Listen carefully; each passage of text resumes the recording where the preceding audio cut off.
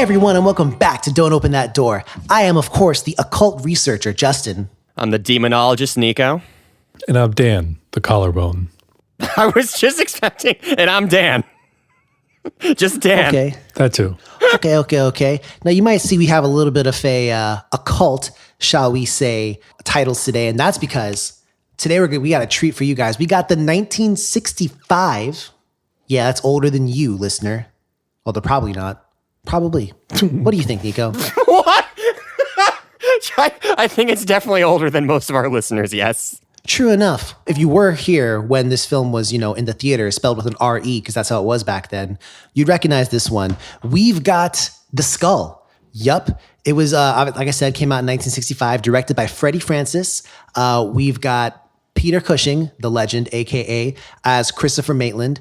We've got Christopher Lee, the legend, as Matthew Phillips. We've got Patrick Wymark as Anthony Marco. And closing out our list is going to be Jill Bennett as Jane. And she plays Christopher's wife in this movie. So we kind of open up with a guy, he's basically grave robbing. This is in the 1800s, and he steals a skull from a graveyard. He goes back home, completely ignores his love interest, girlfriend, kind of unclear what her role is, to clean off his skull, which sounds like a dirty metaphor, but it's not. Oh my God, it because the skull actually kills him. It's always better with a friend. And we then swap scenes. So now we see our two actual main characters, Christopher, Peter Cushing's character, and Matthew, who is obviously Christopher Lee's character, and they're bidding in some satanic-ass statues. Nico, I ask you for more details. So this is it's an auction house, and it is an oddly tense scene to start with, particularly after the opening scene here where we just have a guy, happy-go-lucky stealing skulls and shit. But there's an oddly tense exchange between Christopher and Matthew. Again, that is Peter Cushing and Christopher Lee's characters, respectively. And on the table for the auction, the selection of pieces they have are all demonic entities from the Judeo-Christian mythology. In particular, we have Beelzebub. No, God is not there.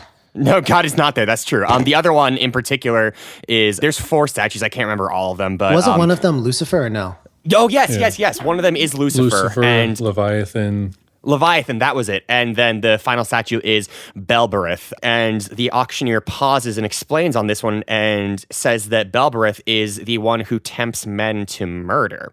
So Matthew and Christopher go back and forth with a kind of a pissing contest almost, bidding for these statues. And eventually Christopher is advised, don't keep doing this, man. He has more money than you. And Matthew goes and proves this with the big dick energy to the T of 1,500 pounds. Now, how much money do you guys think that was about today?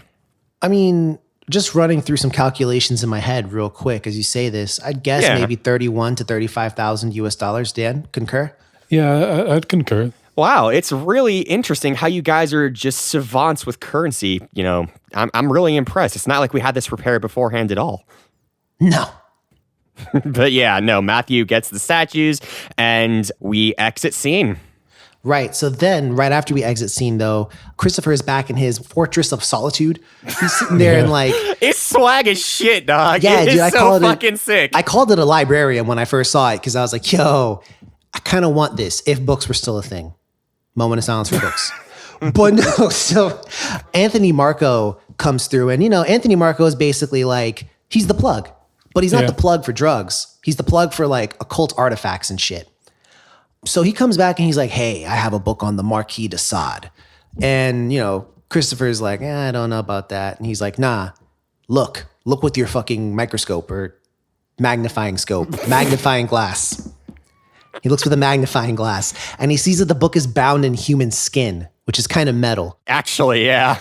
And then so he buys it for like 200 pounds. Side note, he has a hidden safe behind like some fake books. Mm-hmm. He has no problems moving the fake books and like showing this dude exactly where the hidden safe is. You right? It's not even that smart because as we find out later, Marco cannot be trusted. So he leaves and he's like, listen, you just cut me 200 pounds, mate. But I'll tell you, I'm coming back with something even more than this. And Christopher is like, all right, bring it. So he does come back, and this time with a skull. And this is the same skull that we kind of saw earlier on that killed our boy Pierre. And he's like, yo, this is the skull of the Marquis de Sade. And he kind of goes into a big spiel about him. He did that before with the book, but he kind of then goes again about it and how the skull is worth it. And he says, I'll give it to you for 1,000 pounds. And Christopher literally pulls like a Bart Simpson and is like, eat my shorts, bro. Like, I'm not giving you 1,000 pounds for that. And then I guess in the best or worst negotiation tactic possible, Marco's like, all right, 500. And I was like, damn. And then Christopher's like, well, now I know it's not real because you never go down on your price. So then no. And then they talk about it. And then, Christopher kind of agrees to think it over. We then kind of move on to our next scene where Christopher actually tells Matthew over a game of pool kind of, what went down. And Dan, why don't you tell me what happened? How did they discuss that shit? So they're playing this game of pool, and apparently neither of them is very good at pool unless the rules have drastically changed over the last 50 years. So it turns out that Marco had stolen the skull from Matthew. So Matthew is like, I'm actually glad he stole it because that's possessed. Like it's not cool. Don't do it. I know you're interested in it, but don't get it. So Christopher is kind of like, yeah, okay, whatever. You're just making it up, or you believe this spooky backstory, really, whatever. So he's not really convinced that it's possessed, but Matthew keeps warning him and gives him a little necklace to help ward off the skull. They do discuss kind of the skull spooky backstory. It was once in a person. Unfortunately, the skull is not so nice to Marco because, and as Christopher kind of described, the skull can move around and shit, right? And he then basically says it was stolen by cults. He says this directly, does he not? Yeah. Mm-hmm. And I guess he still had it because I guess the cults give it back when they're done. I don't really know, but that's kind of how that rolls. So then the skull ends up basically leading to Marco's death. Christopher now, he kind of gets into his own kind of hallucinatory, I guess, fever dream, would you call it? Yeah, I'd say that's yeah, good way to put it. I would say so. And he basically ends up at Marco's spot, and as Marco's dead, Christopher basically makes like a tree and steals the skull. So he brings it back to his place, and then he also, I guess, is compelled by the skull to then go and also obtain the statue of Belberith. Mm-hmm. Now, listeners, follow me here. It's kind of revealed a little bit earlier that the reason why Matthew had bid so much money for Belberith was because the skull had told him to do that so that he would get the statue of Belberith. So now that the skull is with Christopher, it commands Christopher to go get it. So Christopher does, and he hits Matthew a little bop over the head with the statue of Belberith. A little bop, he fucking murders him, dude. I don't know if he's dead. He just gives him a little bop. Yeah, bop it. A little boop. Push it. Twist it. Kill it. I mean, he, like I said, so he gives him a blow of unspecified power, and Matthew Which is also not sexual in any way. Gives him a real skull job, if you will. Well, I thought you were going to say something about getting dome, but no. So, no, that's later on. In any case, so the skull starts to do all types of spooky shit once in, fully in Christopher's possession. Dan, why don't you go into that a little bit? So he locks the skull in a cabinet, and then the skull ends up unlocking the cabinet. The doors fly open, and the skull kind of floats around. Pictures flip around. Oh, okay. Yeah, pictures are flipping on the walls and shit. There's a fucking hourglass, too. Like, what the fuck was that? Yeah, the that hourglass, cool. Flips upside down and starts. That was to let Christopher know his time was running out. Yeah. Symbolism. So all this kind of weird stuff happens. Christopher is sort of entranced with this whole thing. The skull wants him to kill his wife. So he goes to try to kill his wife, and then his wife is wearing a cross necklace. Oh. So then the cross sort of keeps the skull's influence at bay. So he comes to his senses and does not kill her. Yes.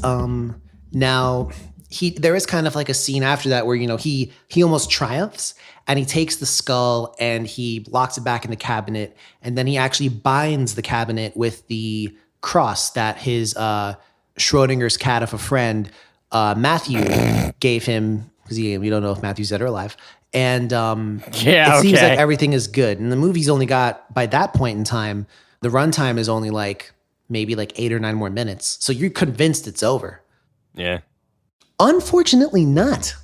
What happens after that, Nico? So the skull's put back in the cabinet, and like Justin was saying, it was locked in and secured. And I will say here, dear listeners, Peter Cushing's character, Christopher Maitland, did his due goddamn diligence. He even stabs the skull with a ritualistic dagger. I forgot about that. Yeah, he is trying to do right by the world here. But no, I would have smashed it. No, remember he stopped. He was going to smash it with the statue of Belbereth earlier on, but he's too entranced by the skull. I mean, hey, if smash or pass, he said pass. But no, anyway.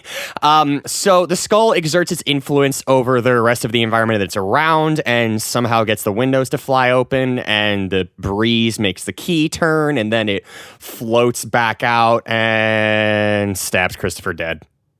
Or maybe not stabs, but it just kills him. We get the POV from the skull, and it's actually pretty cool. So the next morning or day or whatever, his wife, Jane, she finds his dead body and screams a real classic horror movie scream. And, the detectives are now looking over his body. They're the same detectives that were there for when Marco died. And they're like, do you think it could be witchery? And then the movie closes with the line, not in this day and age. And that's super poignant. And we'll talk about that a little bit. But first, audio video. So in terms of the video quality, Nico, I'll touch you first. Aw. How do you think about the video? I mean, does it stand up? Was it filmed well? I mean, I think they did a real skull job on this one. I think, I don't even know what the fuck that could imply. Let me retract that. I think they did a really good job for the year that they were in. I'm going to say this only once. There was one scene that took me out of it, and I'm curious if it took you out of it as well, Dan, because I don't think it did for Justin.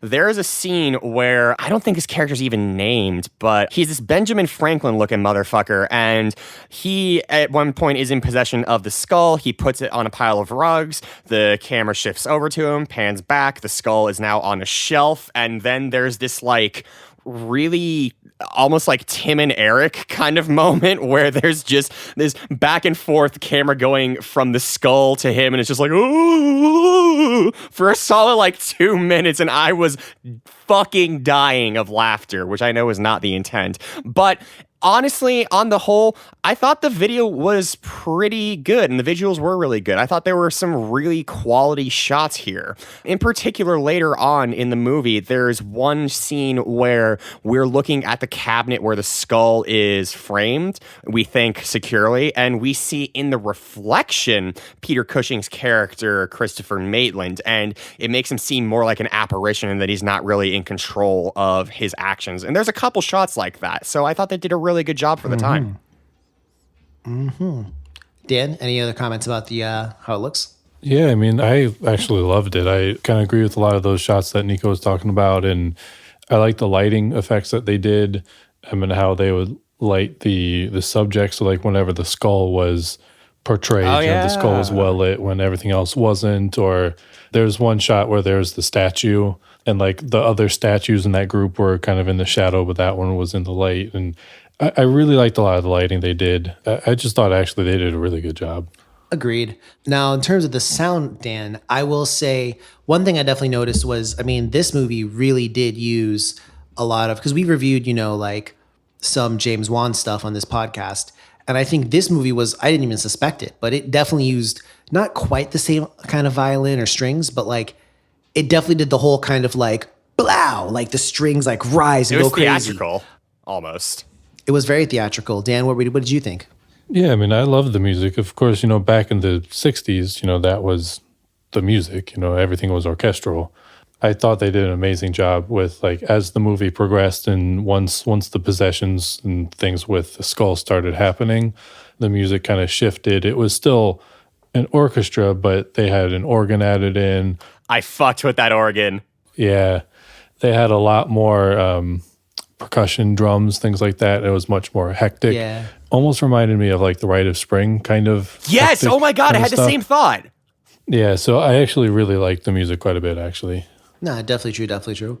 Can we also talk about how just in the last third of the movie, there's almost zero dialogue and it's fan-fucking-tastic. Yeah. Yes. All of the tension builds from the actors showing and not saying and just the ensemble, the orchestra. Like, it's fucking haunting. Yeah. True enough. Now, interesting. First off, I will say I saw that written down somewhere online as well. When I did some research on this, that it didn't have a lot of dialogue in the last 25 or so minutes. Interesting. So it is widely acknowledged.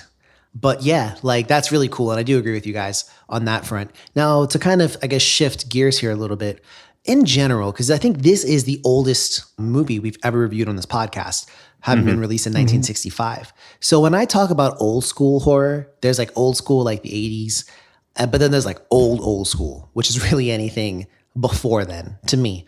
So how do we feel in general about these? Me personally, and I'll give my take on it, as a longtime kind of horror nerd, loser, whatever you want to call it, man, I love these. And I know, Nico, that one scene with the skull where it kind of swapped and you laughed at it.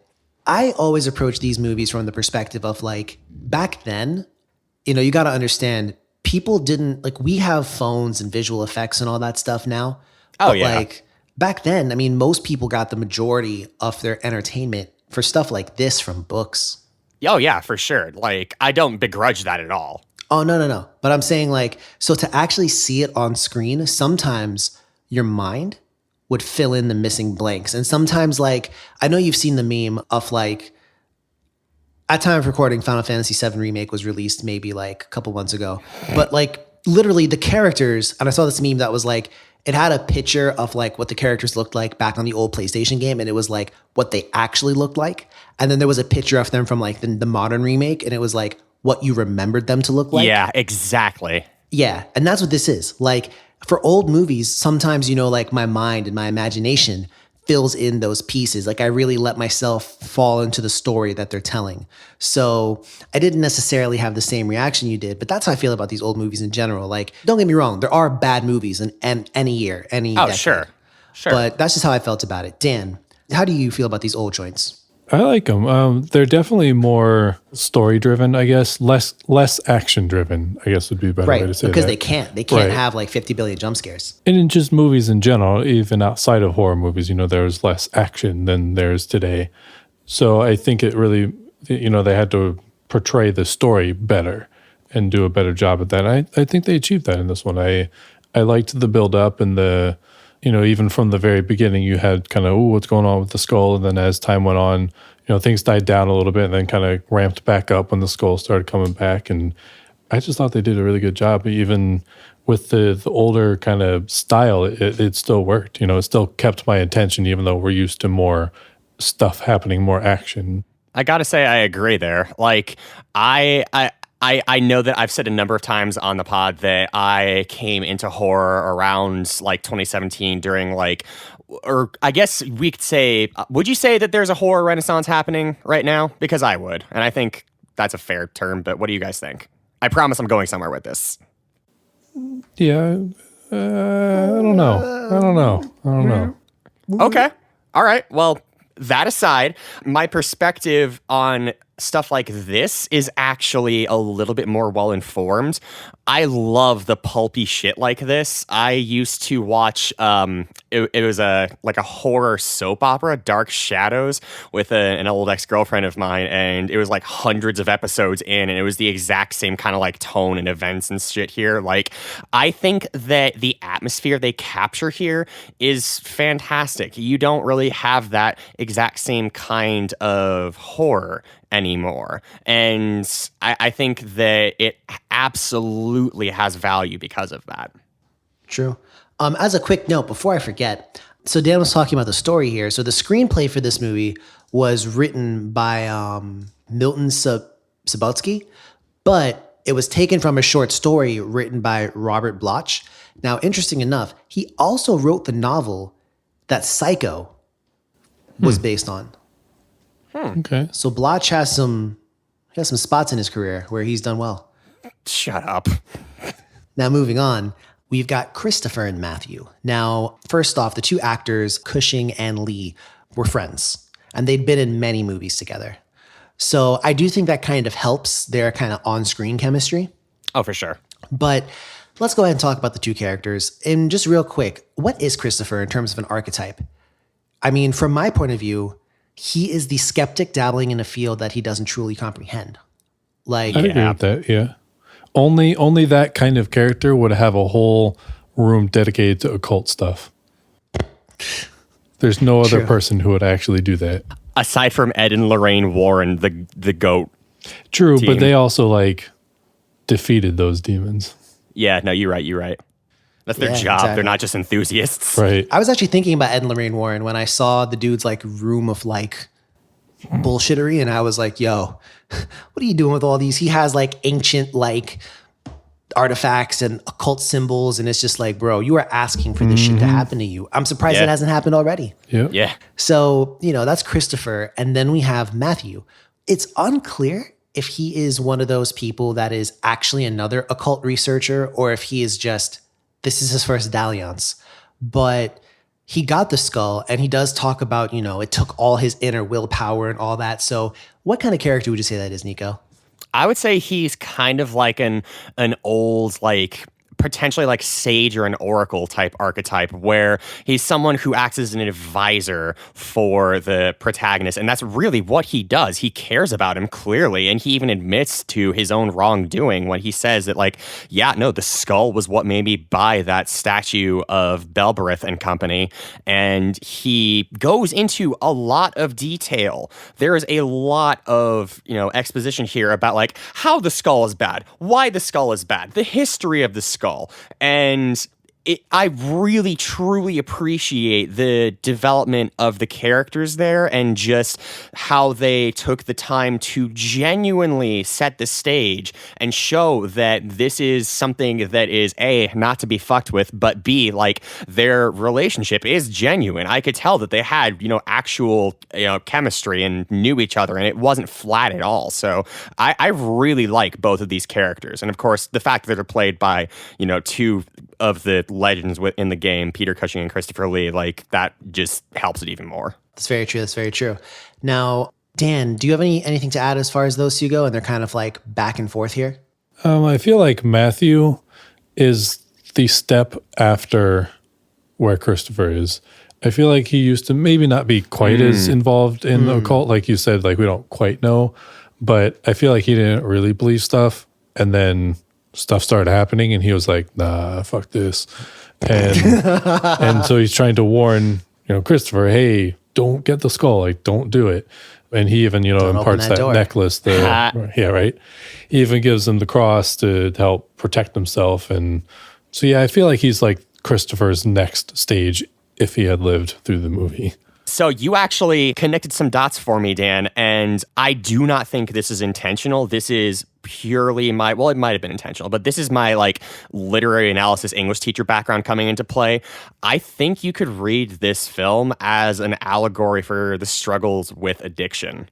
Like, and the skull being, of course, the narcotic du jour. Like, you were talking about how Matthew is kind of like the later stage on, and he's trying to advise him through experience and stuff. And Peter Cushing's character, Christopher Maitland, the demonologist, he's talking about how like, oh no, I can handle this. I've done this before. I'm really, into this media, and I care about it a lot. I devoted my life to it and stuff like that. And they are all adjacent to these sort of environments that deal with either occult objects or occult communities, just like addicts with their addiction. Now, I could be just talking straight out of my ass here, but that's just something that I thought that could be an interesting way to read this. Well, then you also got Marco, who's the plug. Shit, you're right. Oh, fuck, I didn't even remember him. Yeah, wow. I mean, that's definitely an interesting analysis. I take it more so on the side of, like, when you gaze into the abyss long enough, the abyss gazes back into you. That kind of thing. Who said that? I don't know. Who said it, Nico? I'm pretty sure it was my boy Fred Nietzsche. Oh, okay. Fred Nietzsche. I missed that guy. Cool, Fred. Yeah. But no, like I do agree that it has definitely different interpretations. But one thing that I'm going to ask you guys to interpret next, the movie closes on the line, not in this day and age. Now, keep in mind, this movie came out over 50 years ago, but the same words apply, right? Not in this day and age. You wouldn't expect any kind of like real crazy demonic force or demons or witches or whatever else in 2020. But that just goes to show you they didn't expect it back in 1965. And it happened there in the movie. So, Dan, how do you feel about that quote? Not in this day and age. I love that quote. I think it's very poignant, even outside of the context of witchery and horror and everything, because in so many aspects of our lives, we think not in this day and age. The biggest right now being, at time of recording, we're still in quarantine for the coronavirus. And I look forward to a day where we can say we're out of that shit. We want to go to some horror conventions. Right. But I think if you asked everyone 6 months ago, could all this happen? Oh, not in this day and age. And I think you could say that about a lot of things, and people do say that and think like that. So I personally thought that was a very poignant line that it just applies everywhere. Nah, I feel that. I feel that 1,000%. I almost feel like it's kind of similar to stuff I've said before, where it's like, everyone talks, you talk big shit, like when you're surrounded by your technology and you can like do whatever. But then all of a sudden now, when you're like, everything's cool when the lights are on, but when it's dark, what do you do? And that's just how I feel about it. It was such a fucking MySpace post. Oh my God. Listen. I'm sorry, but it was. Like, I'm picturing the fucking, like, blingy glitter text with, like, Bugs Bunny crying over a desert eagle. Like, when you turn the lights off, who's really there? It should be like, you remember those? Anyways, never mind. So, we're going to move past that. Nico, do you concur, demonologist Nico, with our, with what we said about that?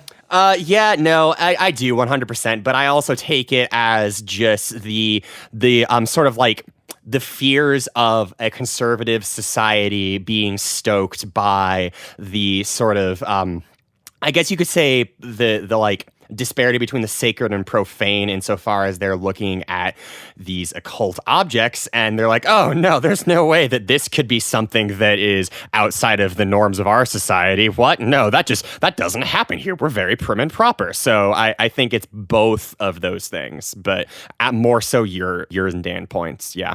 All right, cool. And I will also, as like a quick thing, say that I think it's also kind of a warning to be flexible in your thinking. Oh, fuck yeah, dude. And to just like, because everyone doubted, and those who doubted got done. They got. Now, they got sculled. In terms of favorite scenes, I'm going to go ahead and lead with one that I believe deserves a ton of mention here because I loved it. I fucking loved it. So it's the scene, the Ben Franklin guy that Nico talked about earlier. He was the executor of the will of Pierre, the first victim back in the 1800s of the skull. So the girl shows up, the French girl, and I'm sorry, she doesn't have a name. She's literally credited as French girl or French woman. That's some shit. And, like she starts entering the house, about to take her stuff. She's played by April Ulrich. So that is the actual person's name. But she walks in and the guy goes, well, who are you? And then she's like, oh, she talks about the guy. And then he goes, but I've asked you again. Who are you? And in one of the best shots, in my opinion, in this movie, she takes off her overcoat to reveal her, she has breasts. Yes, but hers are quite nice. And as she says that, damn it, Justin. As she says that, she moves off her coat to like show them in like full glory. And then she's like, well, who do you think I am? His mother? And that was so good. I literally was like, yo, that is class right there. And to me, that's one example of, I know she said something, but what she showed said a lot more than what she said. Oh, yeah. That was a cool fucking moment. That was a cool shot. And that's why I said it. So, Nico, do you have any cool scenes that you liked? Yes, and I'm amazed that we haven't fucking talked about it yet. Like, this is one of the most important scenes in the movie, I think. So I was waiting for you. Oh, thank you. So about halfway through, we have a scene where Christopher Maitland, Peter Cushing's character, is... It's ultimately unclear as to what actually happens because it's so fucking surreal. There are these two, they claim to be police officers who come and place him under arrest and take him to the station. But once they get to the station, we have a little bit of foreshadowing where this is another scene where there's no dialogue except for the beginning where he's protesting being captured. Like, what is this? Where am I? Etc. And the camera pans to the front of the room, which is bare except for a man sitting at a desk. The man sitting at the desk is Marquis de Sade, or supposed to be Marquis de Sade, because he's dead at this point. And he has up a to bunch interpretation. Up to bruh. It is heavily implied to be Marquis de Sade, and he instructs his goons to basically just force him into playing a game of Russian roulette a bunch of times. And the tension that you can see in Peter Cushing's eyes and just the sinister, just somber, overpowering presence that the Marquis has, combined with the extremely surreal different shot after that where he's in this red hallway, it's filling with mist and it's closing in on him. I just thought that was so fucking cool, man. No, I definitely 1000% agree with that. I knew you were going to do that scene. I felt like it was something you would have really liked. Now, Dan, man of class and intelligence, what are you going to go for here, Dan? Can I just say, like, the whole last, 20 minutes? 15, 20 minutes. It's pretty oh my good, God. It's pretty good, wasn't it? Yeah, just like when the skull starts to actually do shit. I don't know. I just loved it. I love the different shots. Again, like I mentioned before, with the different lighting. And one thing I think Nico had mentioned before was occasionally you see the point of view from the skull, and it's like you're inside the skull looking out. I always thought that was kind of cool. And just the different shots in the mirror and just... a lot of things like that. I just love the last 20 minutes or so. And when the skull was following him, Yes. that was fucking cool. It is pretty tubular. I'm not going to lie. Totally. So as we kind of think about things here, now, Matthew, we kind of discussed his role already. Now, traditionally on the podcast, we ask, what would you do if you were in the situation? I feel like, it's too obvious to say, what would you do if you were Christopher? Because the direct answer is to take that skull and kick it into the river. But I believe the River Thames. It's the Thames. It's not the Thames, you ingrate. The Potomac. The Potomac. Bro, if it went into the Potomac. Just fucking yeet it into the Potomac. All right, so we have all individually been located near the famous Potomac River in the eastern half of the United States. If we put it into the Potomac, I guarantee it would just show back up at your house 5 minutes later. What's good, bro? The river, I don't think anything lives in that river anymore. At least where I'm at. No. So, I mean, Not at all. I don't know what's going on in there. But no. So, but what would you do in the role of Matthew? So what if you kind of, initially had been compelled to buy some statues of the fucking literal devil, but then afterwards, your friend, they seem to be at least somewhat close. Homeboy's like, hey, bro, I picked up this really dope piece of merchandise. Oh, word, what was it? It's the skull of the Marquis de Sade. Oh. What? What would you do? I'm going to start with perhaps the most level-headed one on the podcast. Dan, what would you do if you were Matthew? Because you are probably, I ain't going to lie to you, between the three of us, you are the most Matthew of the three of us. Oh, straight up. I would do two things. One, Okay. as soon as I realized that the skull wanted me to buy the statues, I would throw the statues away. I don't know why he kept those. He did keep them, right? Yeah, he was just like, yes, this demonic ass spirit wanted me to buy these. All right, I'll keep them. Well, no, the best part is they were right there. He was looking at them. In particular, Belbert. And it was a statue one that who was tempts- the end of them too. Yeah. Well, he was like, He just fucking keeps well, no, he was like, Belbereth, the one who makes men murder. Yes. Oh it will my look God. quite fetching on my shelf while I play pool. Bro, Terribly. come on. That was a little wonky, but keep going. He just had to swag out, I guess. So that was number one. Number two is I would do whatever I can to not have Christopher get the skull. And once he got the skull, I would like break into his house and like smash it. So I have a question about that I've been waiting to ask you, Justin. What's up? What do you think would happen if anyone smashed the skull? I think one of two things would happen. Either A, they wouldn't be able to, like the skull just would not get smashed. Or B, even if the skull was somewhat destroyed or if you were seeing it smashed, I feel like it would just come back. So do you think it would be a bad idea to try and destroy it? Traditionally, yes. I almost feel like whenever you have something like this in any kind of traditional lore, you don't defeat it by destroying it. Traditionally, you seal it away or you do something else like that. So I guess just from my perspective, well, first, Nico, I'm going to play the Uno reverse card. What would you do as Matthew? Would you follow Dan's advice? I'd call a fucking priest first off. I actually think that's not the moves in this one. Really? How come? Well, I'm of the belief, and Dan, you go ahead and spot check me on this. Remember we talked about like different religions almost being like the different types of Pokemon. And so like you got to have... I can't believe we're bringing this back. So you got to have like the correct religion to fight like the correct like threat. So the Marquis de Sade and the spirit possessing it, I mean... I don't really know. I don't really know if, the resident priest is about that life. I think you're right. I think this is something that, first off... Ed and Lorraine Warren would be the best for. Ironically, Ed and Lorraine Warren probably could handle it. You know what? They probably should have. This was in the 1960s. They would have been roaring, dude. They would have been ready to rock. Yo. You know how we have like the golden stamp of approval? Yes. Can we just like give Ed and Lorraine Warren the golden stamp of approval? Not the movie, because just I them. feel like, Just them. yeah, I feel like in most episodes they're like, "What would you do?" And like probably like half the time it's like, "I would call Ed and Lorraine Warren." Yeah, straight up. Well, dude, remember they fight like how many over like the period of time? Didn't they do like one or two like a day, the equivalent? Yeah, like for that, yeah. like fucking decades. It's insane.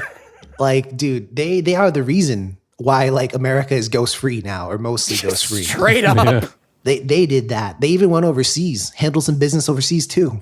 Because They had a European tour. they did have a European tour. It was fresh. It was dope. So, well, here's the question. Sorry, getting back to this here, Matthew. So no, first off, imagine the priest walks into your house and just sees like a statue of Leviathan, Lucifer, Beelzebub, and Belberith. I'm over my league. Might just walk out. Like, come on, bro. It's just like, nah, not today, Satan. Not today. You're right. Literally. Ironically, Satan was not one of the statues. And before anyone gets on me, sometimes Lucifer is theologically different from Satan sometimes. But like, yeah, like, wow. Don't at him. Or I guess do on Twitter. We can talk about it. So, so yeah, I mean, like, I don't know. I feel like if I was Matthew, I would walk over to my friend and be like, "Hey, bro, listen, do you have the skull?" No. Hit him one good slap. One good little bop. Do you have the skull? And then if they're like, no, I'd be like, listen. Are you sure about that? If you only have that skull and you bring it to my house, so like literally, I would do that. I would go full on down that path. I would be like, yo, bring that by my house. Context for listeners, whenever Justin breaks into the Trini accent, you know shit is getting real. Well, no, but I just mean like literally out of 10. You know, he walked in and he was like about to teeth out that statue. Mm-hmm. No, I would have been waiting there with the cutlass, like, yo. just in the shadows. They're just like, yo, I wouldn't even turn on no lights. I don't need no lights to see evil, okay? I'd be like, yo. But in the dark, who really sees you, Justin? I'm just saying. I'll wait for that man with a cutlass. That's what I would do. Oh, okay. All right. Well, now that we're all composed. That's what I would do as Matthew. I apologize if that was violent. Let's go ahead now and take it to the critical review. So, unfortunately, on Rotten Tomatoes, this does not have a critic consensus. Really? It does have an audience score. So okay. The audience score on Rotten Tomatoes is 58%. Are you fucking kidding me? And on IMDb, for cross-verification, it has 6.3 out of 10 stars. That is based on 2,400 reviews. Oh my gosh. Oh, reviews. Oh my God. I can't even say it, bro. Dan, do you agree with those low, pathetic reviews? No, I wouldn't put it super high, but no, I don't agree with that. I would kind of put it at 74. Okay. Dan says 74. Nico, what do you say? Honestly, like considering the time that this was made, I was real fucking impressed with this movie, y'all. So a little bit of peek behind the pod, I guess, whatever. When we were looking up movies to, review for the podcast, this one came up and we were all kind of like laughing at it, mostly at it. But when I started watching it, I was just blown away by how seriously it took itself and how much it accomplished the atmosphere that it set out to create. All things considered, I would give this a low to mid 80s. Interesting. Note to the listeners. I laughed, but it was that laugh when secretly inside you hurt because I knew that movie was good. Well, okay. There you go. But no, what would you give it, fuckface? I would give it a, honestly, once again, Nico, I don't know how you can be wrong every time, but I give Come it. on. Wow. But I would, Wow. I would give it a, honestly, probably around like a mid 70s, like probably creeping up on 76 or 77. For the record, I think both Peter Cushing and Christopher Lee have been in better movies, better films. Oh, well, for sure. And I do think this one was a little bit, Nico, you said you've read like pulpy things before. Uh-huh. I think this does read like it is not one of the more composed films of the time. There was a ton of movies like this, and we'll be reviewing some of them in the future. But there are a ton of movies like this that came out in the 60s and 70s where they were almost like, like those old little serialized novels. And yeah, that's exactly what this was, basically. Yeah, basically. That's exactly what it reminded me of. So I don't think it. Yeah. Yeah, I don't think it basically. Exactly like it. Basically. So I do think. I do think that it's cool, it's dope. I had fun watching it with a little bit. My only real knock on the movie is I felt like the pacing slipped just a little bit towards the end. I agree. So that did knock me from giving it like an 80, but I definitely think in like the mid 70s is where I'd stick this one. And like I said before in previous podcasts, when I put something in the mid 70s, that is not me saying this is an average movie. That's me saying it was good. It was solid. Like, yeah. I feel like when I give my scores, I'm not grading it based on like the United States, like, nah, no way. educational scale. Oh, sure. So, like, to me, like 50 would be an average. Right. Exactly. So like, yeah, I mean, I gave it like a 74-ish and I enjoyed it. I didn't think it was mind blowing. I didn't think it was amazing, or I quite liked it. I quite liked it as well. I liked it a little more, but that's okay. That's okay. That is okay. So before we bring this one to a cease, anyone have any thoughts they want to get off their chest? Shout outs to my mans, Ed and Lorraine Warren, one more time. Shout outs to the Warrens. Shout outs to Marco, who really didn't deserve to die. No. Real talk. Also, quick shout outs to Jane Maitland, Christopher's wife, because she been told him from the jump. I don't think you should. I don't think you should mess around with Marco. I don't think you should be messing around with all this occult shit. And literally, when he talked to her, she was like, "I knew this was gonna happen." Yeah. And I was like, "Yeah, she's right. She's 100% right." Mm-hmm. But such are these terms we live by. Yeah, so that's been it from us here at Don't Open That Door. If you like what you hear, please go ahead and give us a follow. We're at DOTD Horror on Instagram and Twitter. And you can also find us at Don't Open That Door on Facebook. So that's it from Justin, Nico, and Dan. As a side note, don't pick up any miscellaneous skulls you might find lying around. Keep yourself safe. And remember, ladies and gents, don't open that door. Have a good night.